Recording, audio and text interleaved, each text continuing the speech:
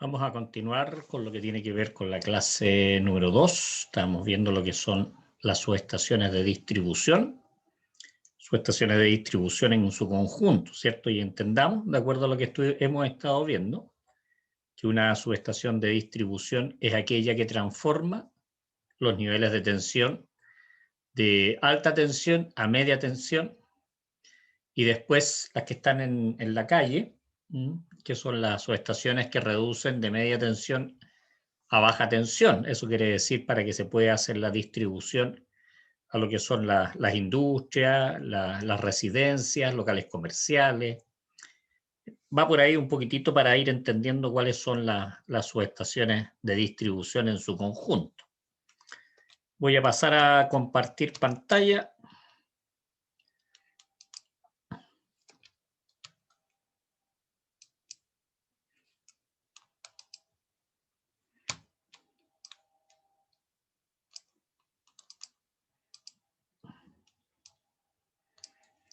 Acá estaría, ¿cierto? Vimos anteriormente, hace un poquito más de una semana, lo que concernía a la clase número 1. Este es el trabajo que hay que desarrollar después de terminada la exposición. La pregunta 1 dice: ¿qué se entiende por exigencias comunes que rigen para todas las subestaciones de distribución? Para todas, ¿eh? Especifique aquellas exigencias comunes que se refieren al punto de vista de la seguridad.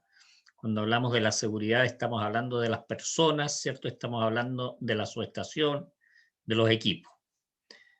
3 dice: explique el motivo por el cual no se necesita cierre adicional para los transformadores emplazados en postes de hormigón. Eso quiere decir aquellos que están, son más o menos 6 metros sobre el nivel de piso.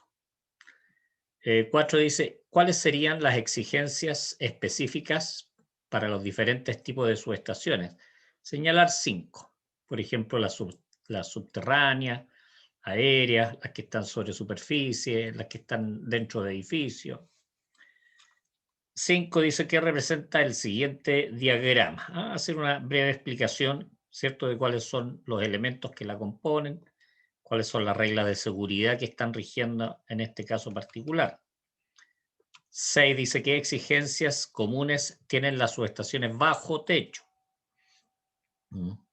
Finalmente, la número 7 dice: detalle las exigencias en subestaciones ubicadas en recintos techados de uso exclusivo. El uso exclusivo es que solamente es uso como subestación, ¿eh? No tiene uso compartido con otros elementos, equipos, por ejemplo.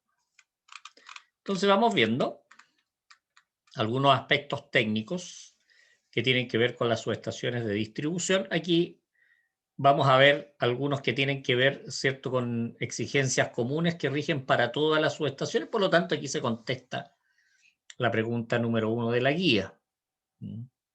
¿Cuáles son? Por citar algunas, ¿cierto? Esto tienen que ir de la mano respecto de las normas técnicas.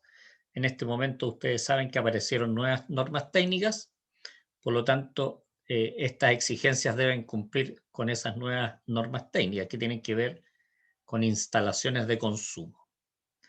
Dice: cada transformador deberá contar en el lado del primario, eso quiere decir en el lado de la media tensión, dice, con una protección contra cortocircuito, que sea de una capacidad nominal de a lo menos, ¿cierto? Dice que no sea superior, perdón, a 2,5 veces la corriente nominal de entrada del transformador. Por lo tanto, hay que calcular la corriente nominal de entrada para poder establecer la protección. Como segundo punto, dice: cada transformador deberá contar con un desconectador o seccionador. Dice, con el fin de poder separarlo de la alimentación primaria. Eso quiere decir de la alimentación de la red de distribución de la empresa distribuidora.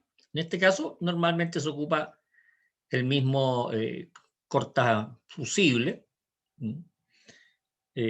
para esa función. Dice, bueno, las protecciones en todo momento deben garantizar que haya una buena protección y también que haya una buena coordinación con las otras protecciones. ¿Qué significa que haya coordinación? Una, que la falla sea detectada, y dos, que siempre opere la protección más cercana al punto de la falla. Si la falla la tenemos en el transformador, en ese caso la protección que tiene que operar debiera serla inmediatamente que está aguas arriba. Normalmente se ocupa hasta los 1500 kVA, se ocupa una protección fusible. Sobre eso se ocupan reconectadores o seccionalizadores. Ahora, bajo el punto de vista de la seguridad de las personas, aquí estaría entrando lo que es la pregunta 2, ¿cierto?, de la guía. ¿Cuál se debe resguardar en el fondo? Primero dice resguardar todo lo que son las normas respecto de las distancias de seguridad. Distancias mínimas de seguridad, que tiene que ver el transformador respecto de la estructura, respecto del cierre, respecto de las alturas, las personas que puedan tener cierto ingreso, y si esas personas tienen ingreso, tienen que ser completamente capacitadas. Fundamental. Ahora, la norma que está rigiendo mucho lo que tiene que ver con las distancias mínimas de seguridad. Bueno, si bien es cierto, tenemos las nuevas normas, ¿cierto?, de instalaciones de consumo, pero también está la NFPA, la 70E. Esa es la que está en este momento bastante fuerte en temas de seguridad en todo el ámbito eléctrico. 2 dice proteger las partes energizadas de una instalación. Eso quiere decir si una persona de algún modo u otro va a tener algún acceso a esas partes energizadas, por supuesto que debe ser aislada, ¿cierto? Dice proveer a la subestación de un sistema adecuado de puesta a tierra. Dice tanto en el lado de alta como en el lado de baja tensión, ¿cierto? Acá está la tierra de protección, que es aquella que se conecta directamente a lo que es la carcasa del transformador. Todo transformador debe tener una conexión de puesta a tierra de protección, ¿cierto? Que es a la carcasa propiamente tal. Y por el lado de baja tensión, lo que se hace normalmente es conectar la tierra de servicio, que es la que se conecta al neutro de la red.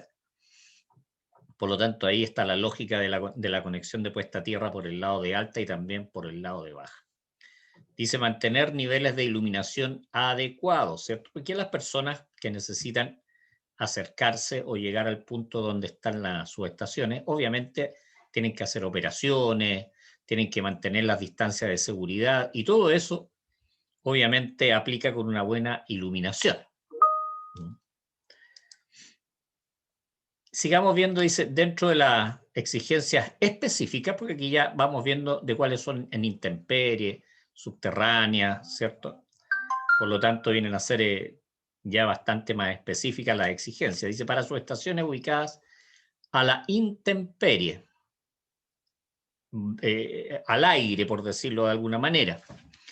Dice, los transformadores se diseñan con sistemas de autorrefrigeración y sumergidos en aceite. Normalmente son en aceite estos equipos. Hace muchos años se ocupaba otra sustancia que se llamaba ascarel, que después fue profundamente prohibido porque generaba cáncer a las personas que estaban en contacto con el ascarel. Y ahora, bueno, la mayoría de los transformadores y todos aquellos que son de exterior, que están en poste, en 2 postes, son en aceite. Dice tanto los montados a nivel de suelo o tipos aéreos, los de superficie, los pad mounted. Esos son los de a nivel de suelo, pad mounted. Del tipo aéreo, veamos cuáles son las exigencias del tipo aéreo que están en poste. Dice, su aplicación principal es la distribución de energía eléctrica, reduciendo los que son los niveles de media tensión a baja tensión, que en el caso nuestro aplican 380 fase-fase y 220 volt fase neutro. Dice que pueden ser monofásicos o trifásicos. Hasta 500 kVA es lo que se ocupa normalmente en 2 postes. Sobre eso ya se colocan tipo superficie por el peso del transformador. Por el peso. Hasta 1900 kilos, ya lo vamos a ver más adelante. Hasta 1900 kilos pueden ser en 2 postes. Y en un poste hasta 550 kilogramos el peso del transformador. Y por el lado de media tensión, tensiones hasta los 23 kilovolts, ¿cierto? Que está definido así en las normas técnicas. Dice, normalmente se usa aceite del tipo mineral como aislante. Bueno, este también sirve como aislación y sirve como refrigeración. Cumple las dos funciones, aislar y refrigerar. Dice, opcionalmente también pueden suministrarse aceites incombustibles de alguna variedad de la silicona. Dice, el peso máximo tolerable, ¿cierto?, para los transformadores en un poste, aquí habla de lo que yo les comentaba, 550 kilogramos, y la capacidad máxima de los transformadores que se ocupan en distribución son 75 kVA. En el caso, ¿cierto?, de los transformadores que van en dos postes, el peso máximo que deben tener los transformadores es de casi 2 toneladas, estamos hablando de 1.900 kilogramos, y transformadores que tienen una potencia de 500 kVA. Bueno, todos los transformadores, la potencia se mide en kVA, no se miden en kilowatt, megawatt, sino que en potencia aparente, potencia aparente. Dice, no se requiere cierre adicional, cierre perimetral. Estamos hablando de los transformadores que están en altura, transformadores del tipo aéreo. Esta es una de las preguntas también, ¿cierto?, que aparece dentro de la página número 1 que vimos. Dice, ya que la altura de montaje sobre el nivel del suelo, estamos hablando 6 metros aproximadamente, dice, otorga la separación o margen de seguridad suficiente para las personas y el equipo. Vamos con los transformadores a nivel de suelo. Transformadores a nivel de suelo. Dice, montados sobre una superficie del suelo, pad mounted, pad ya significa superficie. Mounted es montado sobre algo. Dice, esta característica permite que sean conectados en lugares próximos a los lugares de consumo, con la correspondiente economía y optimización de las instalaciones. Ahora, ojo, esto está diseñado para estar montado sobre un radier, y ese radier está sobre lo que es una cámara, y esa cámara está dividida en el lado izquierdo, es el lado de media tensión, y en el lado derecho, el lado de baja tensión. Y eso está debajo de la instalación del transformador. Aquí dice, si el cierre no es factible de realizar, considerar, ¿cierto?, que las partes activas deben estar ubicadas a una altura mínima de 5 metros sobre el nivel del suelo. Que es el caso acá, ¿cierto? O sea, en este caso a lo mejor no se podía cerrar, por lo tanto, este transformador, como es del tipo pad mounted, montado sobre superficie, la alimentación viene por arriba. Se fijan en media tensión, aquí tenemos las piezas portafusibles para dar la alimentación, y aquí llegamos a los bushings de media y salimos de los bushings de baja tensión. Obviamente siempre tratar de proteger con muros, ese tipo de elementos. Dice, normalmente están sumergidos en aceite mineral o incombustible de silicona, que es lo que ya habíamos visto. Dice, en el caso de transformadores con compartimiento, eso quiere decir de este tipo, este es un transformador de 500 kVA, ahí aparece 500, marca Schaffner, es la marca que construye estos transformadores. Hay muchas marcas, está Rona, Tucson, Camilo Herrera, Schaffner, Progos me parece también que es otra marca. Ahora, dentro de este compartimiento sube, desde lo que es el radier, sube lo que es la media tensión al lado izquierdo, y aquí se conecta a través de fusible, tipo canister o bayoneta, como dice acá. Y por el lado derecho, una vez que nosotros abrimos este gabinete, tenemos la salida de la baja tensión de los 4 bushings, ¿cierto? Tenemos el neutro y las 3 fases. Dice, en ambos casos, dice, montados para protección contra fallas del propio transformador, ¿cierto? Que serían, en este caso, la protección serían los fusibles que están aquí arriba del poste, y en este otro caso serían los fusibles tipo bayoneta, que están dentro del mismo gabinete, para proteger de cualquier falla que pudiese tener el transformador. El rango usual de fabricación, ¿cierto?, va de los 75 a los 1500 kVA y dice hasta 25 kilovolts, ¿cierto? Pero 25 kilovolts en realidad en nuestro país serían 23 kilovolts, que es la tensión máxima. Sigamos viendo, a ver ahora las exigencias para los que están bajo techo, subestaciones bajo techo.